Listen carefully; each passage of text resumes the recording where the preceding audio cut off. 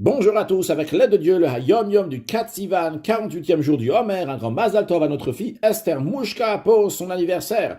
Tout d'abord, le rabbi nous dit il faut étudier le Chumash du jour, le Télim du jour et le Tanya du jour. Suite à ce que nous avons dit dans le Hayom Yom d'hier, que celui qui va approfondir dans le Tosot, qui est dans le traité Shabbat, il va voir que le jour de Shavuot, c'est un moment que Dieu confond l'accusateur du peuple juif, que Dieu confond le Satan, il le bouleverse.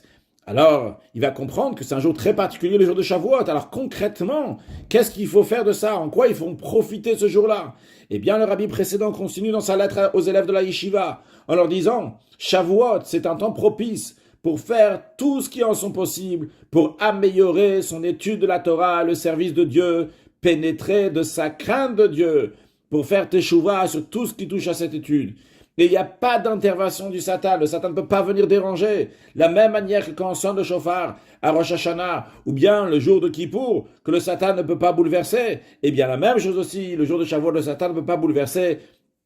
Quand on prend des résolutions pour étudier la Torah et faire teshuva sur ce qu'on n'a pas étudié. Et en effet, dans plusieurs sikhot, le rabbi dit que le jour de Shavuot, c'est un jour propice dans lequel on doit prendre des résolutions pour rajouter dans l'étude de la Torah, aussi bien dans la partie dévoilée de la Torah, aussi bien dans la partie cachée de la Torah, que Dieu fasse qu'on mérite très prochainement une nouvelle dimension de Torah avec la venue de Mashiach, now, un excellent Yom.